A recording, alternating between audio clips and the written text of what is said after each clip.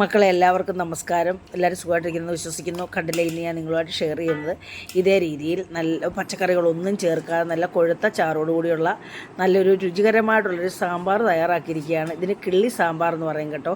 ഇതൊരു തമിഴ് ശൈലിയാണ് ഈ സാമ്പാർ. നമുക്ക് ചോറ് കഴിക്കാനും ഇഡലി കഴിക്കാനും ദോശ കഴിക്കാനും ഒക്കെ വളരെ രുചികരമായിട്ടുള്ളൊരു കറിയാണ്. നമുക്കെല്ലാവർക്കും പ്രയോജനപ്രദമായിട്ടുള്ള കറിയാണ്. പെട്ടെന്ന് തയ്യാറാക്കാൻ പറ്റുകയും ചെയ്യും. വളരെ രുചിയാണ്. ഇത് കഴിക്കാത്ത കുട്ടികൾ, സാമ്പാർ കഴിക്കാത്തവരും ചോദിച്ചു വാങ്ങിച്ച് കഴിക്കും. അത്രയ്ക്ക് രുചികരമായിട്ടുള്ള ഒരു സാമ്പാറാണ്. അപ്പോൾ ഈ സാമ്പാർ നമ്മൾ വെച്ച് കഴിച്ചെങ്കിൽ മാത്രമേ നമുക്കിതിൻ്റെ രുചി മനസ്സിലാവുകയുള്ളൂ മക്കളെ. അപ്പം ഈ രുചികരമായിട്ടുള്ള ഈ സാമ്പാർ എങ്ങനെ തയ്യാറാക്കിയിരിക്കുന്നത് നമുക്ക് വീഡിയോ ഒന്ന് കണ്ടു നോക്കാം. വീഡിയോയിലേക്ക് പോകാം. അപ്പോൾ കിള്ളി സാമ്പാർ വെക്കാനായിട്ട് നമുക്കിതിന് പ്രധാനമായിട്ടും വേണ്ടുന്നത് ചെറിയ ഉള്ളിയാണ് ടേസ്റ്റ്. അപ്പോൾ ഇച്ചിരി വലുതായിരുന്നു, അത് ഞാൻ രണ്ടായിട്ട് കട്ട് ചെയ്തിട്ടുണ്ട്. ചെറുതാണെങ്കിൽ കട്ട് ചെയ്യേണ്ട ആവശ്യമില്ല. പിന്നെ ഞാൻ അതിലേക്ക് ചേർക്കാനായിട്ട് ഒരു സവാളയും എടുത്തിട്ടുണ്ട്. വേണമെങ്കിൽ ഒന്നുകൂടെ ചേർക്കാം, നമുക്കിത് മതി. പിന്നെ ഒരു 3 തക്കാളി, അത് ചെറുതായതുകൊണ്ടാണ് 3 എടുത്തത്. പിന്നെ ഒരു 2, 3, 4 പച്ചമുളക്, ഒരു 5-6 അല്ലി വെളുത്തുള്ളി, പിന്നെ ഒരു കുറച്ച് മല്ലിയില, പിന്നെ സാമ്പാർ പരിപ്പാണ്. ഇത് ചതഞ്ഞ പരിപ്പാണ്. അതുകൊണ്ട് കുതിർക്കേണ്ട കാര്യമൊന്നുമില്ല. ഇത് ഞാൻ കഴുകി ഇനി നമ്മുടെ കുക്കറിൽ ആക്കിയിട്ടുണ്ട്. ഇതിന് മുകളിൽ വെള്ളം നിൽക്കത്തക്ക രീതി, കാരണം ഇത് കുതിർന്ന് വേകുമ്പോഴത്തേനും നമുക്ക് കുതിർന്ന് വീർക്കുമല്ലോ. അതുകൊണ്ട് മുകളിൽ വെള്ളം നിൽക്കത്തക്ക രീതിയിൽ വെള്ളം ഒഴിക്കണം. വെള്ളം ഒഴിച്ച് നമ്മൾ ഒരു 1/4 സ്പൂൺ ഉപ്പ് പൊടിയും കൂടെ ചേർന്ന് നമ്മൾ അടുപ്പിൽ വെച്ച് വേവിച്ച് ഒരു വിസിലടിച്ച് കഴിഞ്ഞിട്ട് നമ്മൾ ഇറക്കി വെച്ച് ആവി കളഞ്ഞ് നമുക്ക് കറി തയ്യാറാക്കാനായിട്ട് എടുക്കാം. ഒരു വിസിൽ മതി, അപ്പോഴത്തേനും ഇത് വേവും. അത്രയ്ക്ക് നല്ല ഒരു സോഫ്റ്റായിട്ടുള്ള പരിപ്പാണ്. പിന്നെ നമ്മൾ ചേർക്കുന്ന ചേരുവകളെന്ന് പറയുമ്പോൾ ഉഴുന്നുപൊടി എടുക്കുന്നുണ്ട്, ഉലുവാപ്പൊടിയുണ്ട്, പിന്നെ ജീരകം ചേർക്കുന്നുണ്ട്, പിന്നെ കായം, പിന്നെ മുളക് പൊടി, മല്ലിപ്പൊടി. ഇത്രയാണ് ഇതിനകത്ത് ചേർക്കുന്ന ചേരുവകൾ. പരിപ്പ് വേവട്ടെ. നമുക്ക് വേണ്ടി സവാള ഒന്ന് കട്ട് ചെയ്യാം. സവാള തന്നെ നമ്മൾ ഈ ഭാഗം കട്ട് ചെയ്തിട്ട് നമ്മൾ തന്നെ ഇങ്ങനെ നീളത്തിലാണ് കട്ട് ചെയ്യുന്നത് കേട്ടോ. കട്ട് ചെയ്യാം. തക്കാളി കട്ട് ചെയ്യുമ്പോൾ നമ്മൾ ഇതിൻ്റെ ഈ ഞെട്ട് ഭാഗം നമ്മളങ്ങ് നീക്കം ചെയ്യണം. എന്നിട്ട് നമ്മൾ ഇതേ രീതിയിൽ തന്നെ നമ്മൾ 4ആയിട്ട് നമുക്ക് കട്ട് ചെയ്യാം. ആക്കാനായിട്ട് ഇനി നമുക്കിത് വഴറ്റിയെടുക്കണം. കാരണം നമ്മുടെ പരിപ്പേ കുക്കറിലിട്ട് വേവിക്കുന്നുള്ളൂ. ഞാൻ അഴപ്പയിൽ വെച്ചിട്ടുണ്ട്. അതൊന്ന് നമ്മുടെ പാൻ ചൂടായിട്ടുണ്ട്. ഞാനൊരു 1.5 ടേബിൾ സ്പൂൺ വെളിച്ചെണ്ണ ഒഴിച്ചു കൊടുക്കുകയാണ്. നമ്മൾ ഇത് കഴിയുമ്പം പിന്നെ അപ്പോൾ എണ്ണ ചൂടാവട്ടെ. അപ്പോൾ നമ്മുടെ എണ്ണ ചൂടായിട്ടുണ്ട്. ഇതിലേക്ക് ഞാൻ ഒരു 1/2 ടീസ്പൂൺ കടുകിട്ട് കൊടുക്കും. കടുക് പൊട്ടിക്കഴിയുമ്പോൾ ഇതിലേക്ക് 2 കറിവേപ്പില. നമ്മൾ വറ്റൽമുളക് ഇപ്പം ഇടുന്നില്ല കേട്ടോ, പിന്നീട് മൂപ്പിച്ച് ചേർക്കത്തുള്ളൂ. അതിനുശേഷം നമ്മൾ ആദ്യം നമ്മുടെ ചെറിയ ഉള്ളിയാണ് മൂപ്പിക്കുന്നത്. ചെറിയ ഉള്ളിക്ക് നല്ല മൂപ്പുള്ളതാണല്ലോ. ഇതിൻ്റെ കട്ടിയായിട്ടിരിക്കുമല്ലേ, നല്ല ലെയറായിട്ട് തിക്കായിട്ടിരിക്കുമല്ലേ. അതുകൊണ്ട് നമ്മൾ ചെറിയ ഉള്ളിയാണ് ആദ്യം മൂപ്പിക്കുന്നത്. അത് കഴിഞ്ഞിട്ട് നമ്മൾ വലിയ ഉള്ളി മൂപ്പിക്കത്തുള്ളൂ. അപ്പോൾ അത് കിടന്നൊന്ന് മൂക്കട്ടെ. ഒരു പകുതി മൂത്ത് കഴിയുമ്പോൾ നമുക്കിതിലേക്ക് മൂത്ത് കഴിയുമ്പോഴേക്ക് നമുക്ക് സവാള ഇട്ട് കൊടുക്കാം. അപ്പോൾ നമ്മുടെ ചെറിയ ഉള്ളി പകുതി മൂത്ത് നമ്മൾ സവാളയും പച്ചമുളകും ഇട്ട് കൊടുക്കുവാണ്. ഇനി നമുക്കിതിലേക്ക് ഒരു 1/4 സ്പൂൺ ഉപ്പും കൂടി ഇട്ട് കൊടുക്കാം. നമ്മുടെ സവാള ഇതിൽ കിടന്നൊന്ന് മൂക്കട്ടെ. ഈ സമയത്ത് നമുക്ക് ആ വെളുത്തുള്ളിയും കൂടെ ഇട്ട് കൊടുക്കാം. അപ്പോൾ അതവിടെ കിടന്ന് മൂത്ത് വരട്ടെ. കണ്ടില്ലേ, നമ്മുടെ സവാള ഉള്ളിയും ചെറിയ ഉള്ളിയും പച്ചമുളകും എല്ലാം മൂത്തിട്ടുണ്ട്.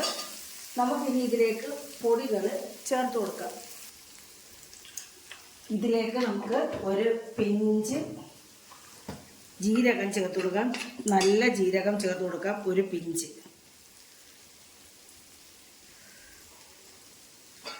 ഞാൻ മുഴുവനും ഇടുകയാണ്, പിന്നെ അതാണ് ഒരു ടേസ്റ്റ് കേട്ടോ. പിന്നെ നമ്മളിതിലേക്ക് 1/2 സ്പൂൺ മഞ്ഞൾപ്പൊടി ചേർക്കുകയാണ്, 1/2 സ്പൂൺ കായപ്പൊടി, ടേബിൾ സ്പൂൺ മല്ലിപ്പൊടിയും 1.5 ടീസ്പൂൺ മുളക് പൊടിയാണ് ചേർക്കുന്നത്. ഒന്നിച്ചങ്ങ് എടുത്ത് അല്ലെങ്കിൽ സെപ്പറേറ്റ് അത് കരിഞ്ഞു പോകും.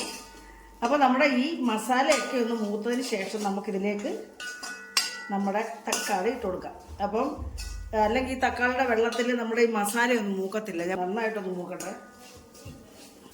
അപ്പോൾ നമ്മുടെ മുളക് പൊടി, മല്ലിപ്പൊടി, നമ്മുടെ മസാലകളൊക്കെ മൂത്തിട്ട് നമുക്കിനി ഇതിലേക്ക് തക്കാളി ഇട്ട് കൊടുക്കാം.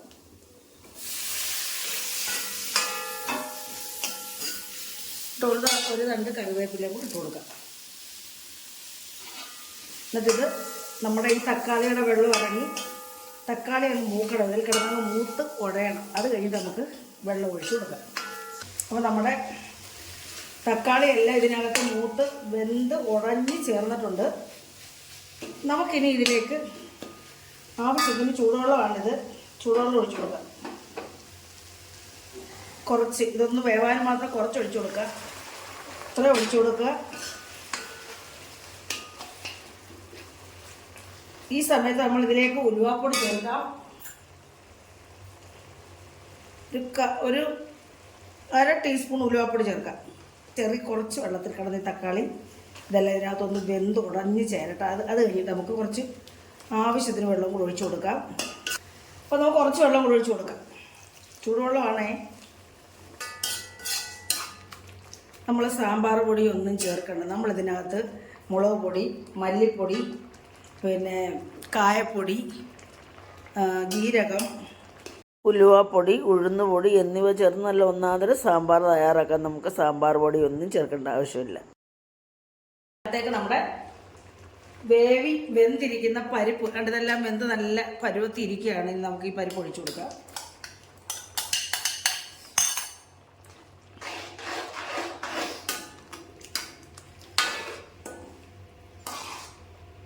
ഇനി നമുക്ക് ആവശ്യത്തിന് വെള്ളം ഒഴിച്ചു കൊടുക്കാം. ഇനി ചൂടുവെള്ളമാണ്.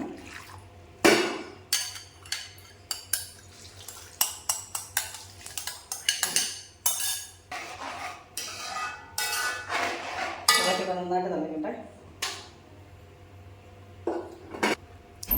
ഇനി നമുക്കിതിലേക്ക് 1 ടീസ്പൂൺ നമ്മുടെ ഉഴുന്നുപൊടി ചേർത്ത് കൊടുക്കുകയാണ്.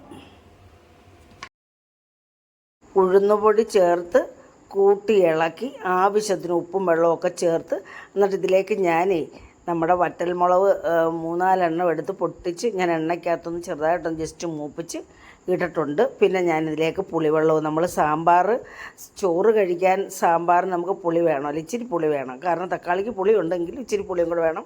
അതുകൊണ്ട് പുളി ഒഴിച്ച് ആവശ്യമുള്ളത് ചേർത്താൽ മതി. പിന്നെ ഇഡ്ഡലിക്കും ദോശയ്ക്കും കഴിക്കുമ്പോൾ നമുക്ക് അങ്ങനെ പുളി ചേർക്കണമെന്നില്ല, തക്കാളിയുടെ പുളി മാത്രം മതി. അങ്ങനെ ഞാൻ ഉപ്പൊക്കെ നോക്കി പാകത്തിന് ഉപ്പും പുളിയും എരിവും എല്ലാം ഉണ്ട്. മല്ലിയില ചേർത്ത് കൊടുക്കുക. മല്ലിയില ഇല്ലെങ്കിൽ ചേർക്കണമെന്നില്ല. ഇതിപ്പോൾ മല്ലിയില ഉണ്ട്. മല്ലിയില ചേർത്താൽ നമ്മുടെ തമിഴ് സ്റ്റൈല് സാമ്പാറിൻ്റെ ആ ടേസ്റ്റ് വരികയുള്ളൂ. നമുക്കിനി ഇത് ഓഫാക്കാൻ നേരമായപ്പോൾ നമുക്കൊരിച്ചിരി കായവും കൂടെ, 1/4 സ്പൂൺ കായവും കൂടെ ചേർത്തുകൂടെ ഒരു ഫ്ലേവർ കിട്ടാൻ വേണ്ടി. അപ്പോൾ നമ്മുടെ കിള്ളി സാമ്പാർ, തമിഴ് സ്റ്റൈൽ സാമ്പാർ ഇവിടെ റെഡിയായി മക്കൾ. എല്ലാവർക്കും ഇഷ്ടപ്പെട്ടാണെന്ന് വിശ്വസിക്കുന്നു. ഇഷ്ടപ്പെട്ടിട്ടുണ്ടെങ്കിൽ എല്ലാവരും ഇതേ രീതിയിൽ ചെയ്ത് നോക്കുക. അറിയാമായിരിക്കും, അറിയാൻ പാടില്ലാത്തവർക്ക് വേണ്ടിയാണ്. പെട്ടെന്നൊരു സാമ്പാർ നമുക്ക് വീട്ടിൽ പച്ചക്കറി ഒന്നും ഇല്ലെങ്കിൽ ഇതുപോലെ ചെയ്യാം.